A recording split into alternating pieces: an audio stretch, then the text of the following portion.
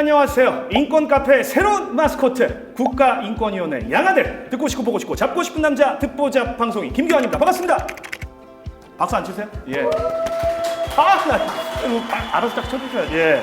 자, 일단 제 소개는 이쯤에서 좀 마무리하고요. 오늘 저와 함께 인권 침해 사례에 대해서 정말 기역부터 히읗까지 A부터 Z까지 그냥 알파부터 오메가까지 낱낱이 파헤쳐볼 좀 제대로 된 전문가, 유능한 변호사, 유명한 변호사 한 분 어렵게 모셨습니다. 자, 자기소개 부탁드릴게요. 네, 반갑습니다. 공익인권법재단 공감에서 일하는 변호사 윤지영입니다. 좋습니다. 인권을 소화하시는 분이라고 하니까 진짜 저희 프로그램의 이 취지 그리고 이 존재의 목적에 딱 부합하는 그런 분이다. 우리 또 작가님, 피디님 섭외력 칭찬합니다. 감사드리고 제가 이제 그 변호사님에 대해서 좀 이제 조사를 좀 해봤거든요. 인권 문제 중에서도 그 안에서도 또 이제 다양한 카테고리가 있는데 특히 이제 노동 파트를 좀 맡고 계신다고 들었습니다. 오늘 저희가 다룰 사연도 바로 이 직장 내에서 일어난 이 문제를 다룬 사연인데 아무래도 좀 그 누구보다도 이쪽 분야가 좀 전문가시니까 어떤 케이스가 나올지 좀 예측이 되시는지.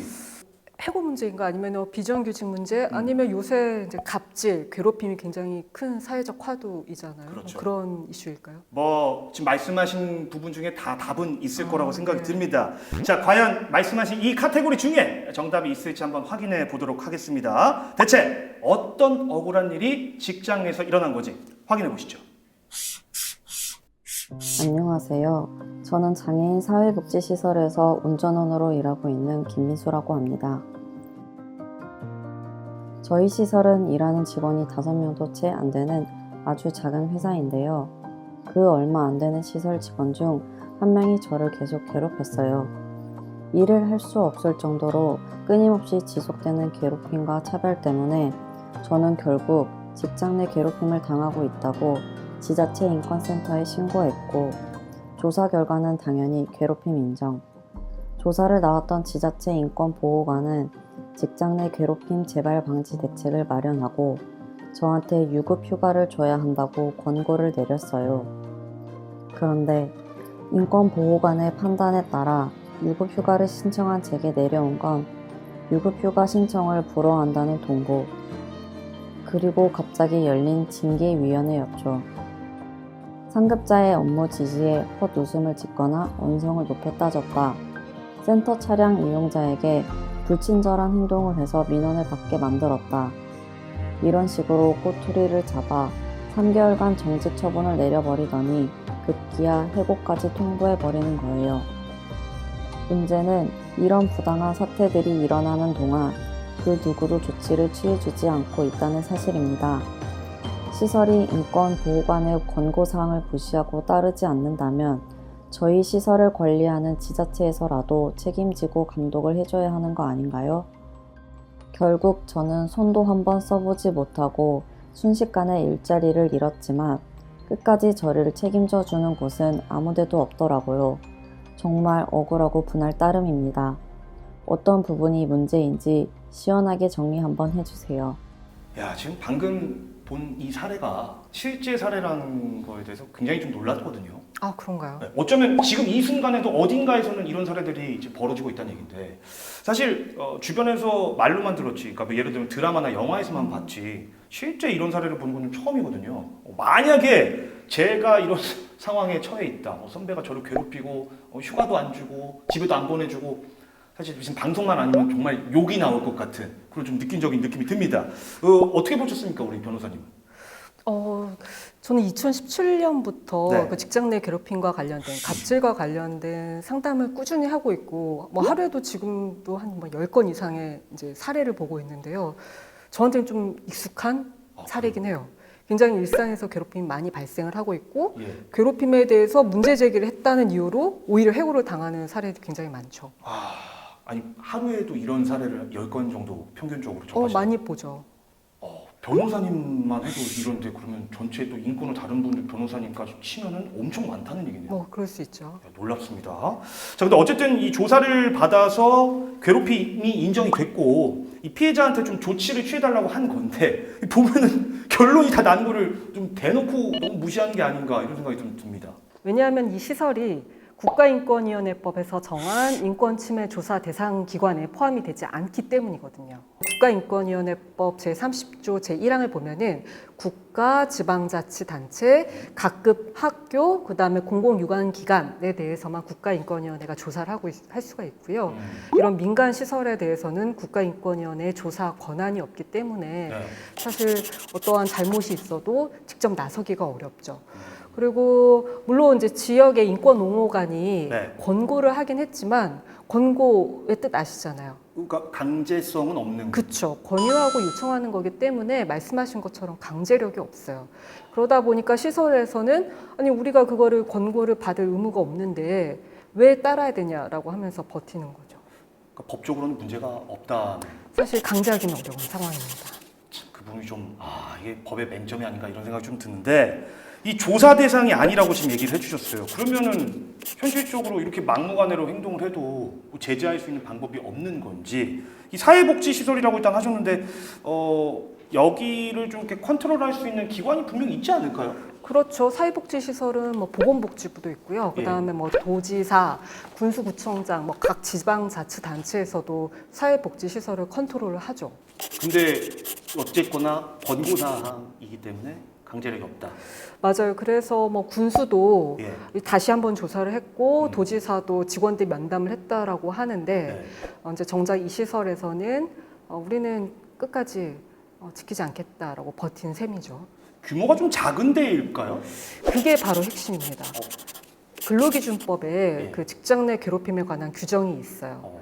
근로기준법이 2017년도에 개정이 되면서 직장 내 괴롭힘 금지 규정이 생겼고요. 예.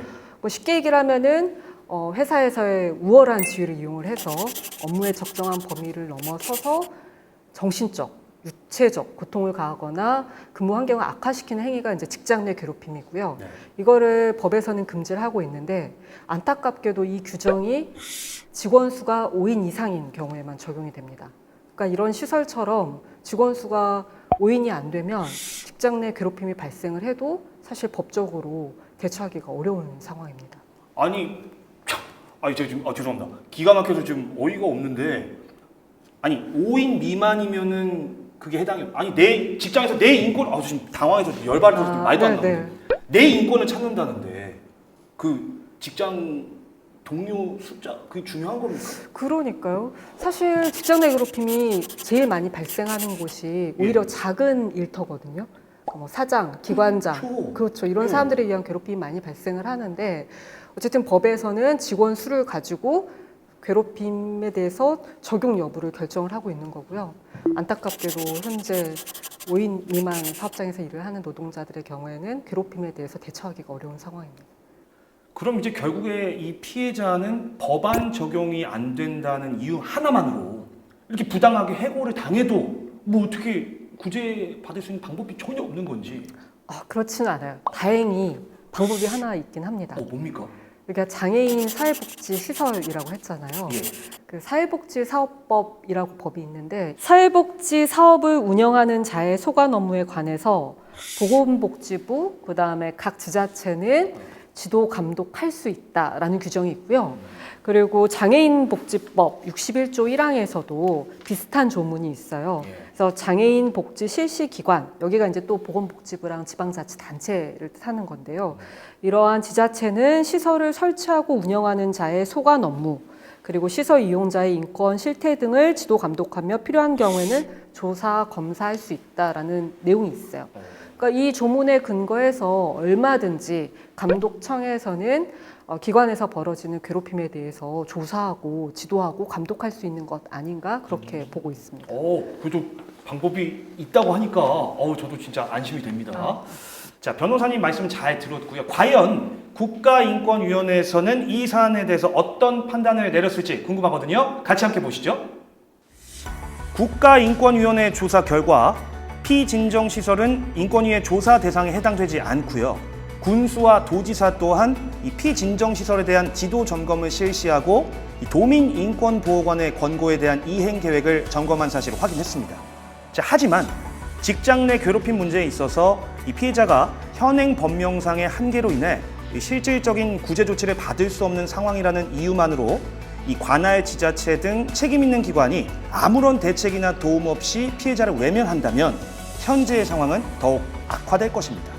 자, 따라서 사회복지시설 내 직장 내 괴롭힘 피해자에 대한 부당한 해고 처분 등으로 볼 여지가 큰 피진정시설의 현재 상황에 대해 도와 군이 지도 감독의 방법과 적용할 수 있는 법률 등을 면밀하게 검토해서 적극적으로 대응할 필요가 있다는 의견을 표명합니다. 자, 인권위 역시 우리 변호사님처럼 다른 방법을 찾아서라도 좀 적극적으로 대응할 필요가 있다는 입장입니다. 정말 다행입니다. 이걸로나마 우리 피해자의 좀 억울한 사정이 조금이라도 해소가 됐으면 좋겠다는 생각입니다. 그래서 사실 근로기준법이 이런 작은 사업장에서 일을 하는 노동자들, 오히려 사회적 약자에 있는 사람들한테 제대로 적용이 안 되고 있고, 그래서 이런 경우에는 결국에는 법을 바꿔야겠죠. 그러니까 제도 탓을 할 게 아니라 제도를 바꿔서 실제 인권 보장이 필요한 정말 취약하게 일을 하고 있는 노동자들한테 이 법이 적용될 수 있도록 해야 되는 것 아닌가 싶습니다. 좋습니다. 자, 어쨌든 오늘 귀한 시간 내주셔서 또 좋은 말씀 해주셨는데 함께 하신 소감이 어떠셨는지? 근데 제가 직장갑질 119라는 단체에서도 활동을 하고 있는데 이제 하루에도 정말 십수명의 사람들이 괴롭힘을 호소하고 잠을 못 자고 심지어 이제 자살을 생각을 하면서 본인의 고통을 호소하고 있어요. 이러한 어려움을 겪고 있는 노동자들이 우리 주변에 많다는 것, 뭐 내 가족일 수도 있다라는 것, 이런 것들을 생각을 하면 이 영상을 보시는 분들도 이 영상만 보고 끝낼 게 아니라 그냥 관심을 더 많이 가져주시면 좋겠고, 이 영상이 뭔가 우리 사회의 이런 어두운 면 또는 어려운 면을 좀 뭔가 뒤칠 수 있는 계기가 되지 않나 싶은 생각이 들어서 좀 뿌듯합니다. 지당하신 말씀입니다. 이런 인권 문제와 관련해서도 좀 법적인, 제도적인 또 우리 모두의 관심이 이렇게 더해진다면 이런 사각지대가 없어지지 않을까. 무엇보다도 저희 인권 카페가 그런 역할을 해낼 수 있도록 열심히 또 노력하도록 하겠습니다. 자, 앞으로도 모든 사람이 서로를 존중하고 배려하는 그날까지 인권 카페는 계속됩니다. 함께 해주신 여러분 고맙습니다.